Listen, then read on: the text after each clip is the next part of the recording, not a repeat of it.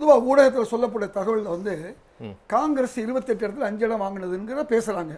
10 இடத்துல தேமுதிக நின்று 1 இடத்தை பற்றி பேசுறது இல்லை.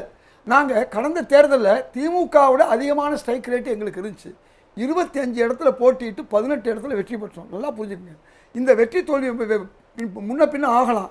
இன்னைக்கு முன்னாள் அமைச்சர் மூர்த்தி திமுக தோல்விக்கு காரணம் திமுகவினரேன்னு சொல்றாரு. அதில் பல அர்த்தம் இருக்கு. இன்னைக்கு காங்கிரஸ் அல்லது மற்ற கட்சிகள் அதிகம் வரவிடக்கூடாதுங்கிறதுல திமுக தொண்டர்கள் கூட இருந்து எங்களுக்கு எதிராக இருந்ததுனால நாங்கள் 5 இடத்துக்கு வந்திருக்கலாம். அதே நிலை வந்து காங்கிரஸ்காரர்களாக எடுத்திருந்தாலும் கூட திமுகவுக்கு இந்த நிலை வந்திருக்கலாம். அதனால எதையுமே அதைத்தான் நான் திரும்ப திரும்ப சொன்னேன்.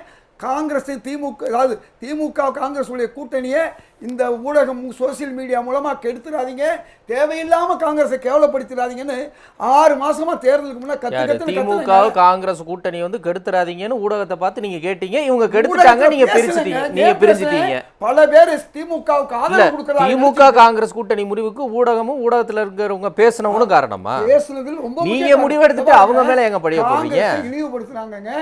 திமுகவுக்கு ஆதரவு கொடுக்குறோம், அவங்களை இப்போ 25லேருந்து 20 இறக்கணுங்கிற எண்ணத்தில் அது 25 28 இருக்கும்போது இன்னும் வேகமாக அது போச்சு. அப்புறம் அதிகாரத்தில் பங்கு நாங்கள் அப்பவே கேட்கும்போது அதையும் வந்து கொச்சைப்படுத்தினாங்க.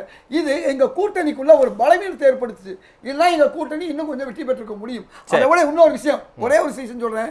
எல்லாரும் என்ன சொல்கிறாங்க, ஒரு வார்த்தை, திமுக தலைவர் ஸ்டாலின் ராகுல் காந்தி பிரதமர்னு ஒரே வார்த்தை சொன்னார்னு சொல்லி 40 சீட்டு ஜெயிச்சாலும் பிரதமராக முடியாது. ஆனால் காங்கிரஸ் தலைவர் ராகுல் காந்தி சொன்னதை மட்டும் நீங்கள் எடுத்து வச்சுக்க. என்ன சொல்லியிருக்காருன்னா, அதாவது திமுக தலைவர் ஸ்டாலின் அவர்கள் முதலமைச்சர் ஆவார், அதற்கு நாங்கள் உழைப்போம்னு சொன்ன அந்த ஒரு விஷயத்தை வந்து யாருமே சொல்றதில்லை. அதுதான் ஊடக எங்களுக்குள்ள பலவீனமாக தான் அது மறைக்கப்பட்டிருக்கு. எதுக்கு சொல்ல வர்றேன், இந்த ஒரு விஷயத்தை உங்களுக்கு காமிச்சிடறேன். ஒரே ஒரு சென்னாங்க, இங்கே பாருங்க என்ன சொல்றார். நான் உங்களுக்கு ஒரு மகிழ்ச்சியான செய்தியை சொல்ல போகிறேன். ஸ்டாலின் விரைவில் தமிழ்நாட்டின் முதலமைச்சராக போகிறார். ராகுல் காந்தி சொன்னாருங்க, நடந்துச்சு. சரி, வேற யாராவது சொல்ல முடியுமா? வேற யாராவது சொல்ல முடியுமா? அவர்தான். ஆனா நீங்களே சொல்லாதப்ப 2019 ராகுல் காந்தி தான் பிரதமர் வேட்பாளர் சொன்னாரா இல்லையா? அதுக்கு இதுக்கு வித்தியாசம் இருக்கா இல்லையா? இப்படி ஒரு வார்த்தை அதாங்க ஊடக போய் நாடக போய். ஆமாங்க, என்ன ஊடக? எங்க காங்கிரஸ் தலைவர்கள் யாருமே இது ராகுல் காந்தி பிரதமர் அவர் சொன்னாங்களா?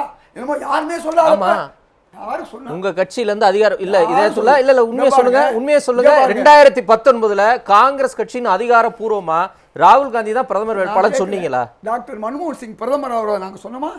நீங்க தான் சொல்லலன்னு நான் கேக்குறேன். எங்க கட்சியை பொறுத்த சொல்ல மாட்டோம் சார். ராகுல் காந்தி வருவான்னு சொல்ல மாட்டோம். தலைவர் ஸ்டாலின் சொன்னாரு, ஒரு பெருந்தன்மை. ஆனா அதனால இந்தியாவில் ஆகாது. ஆனா காங்கிரஸ் இணைந்ததுனால இங்க 2021 திமுக ஆட்சிக்கு வந்து சார், நாங்க வந்து நாங்க சொன்னது நடந்துச்சு, அது நடக்கல.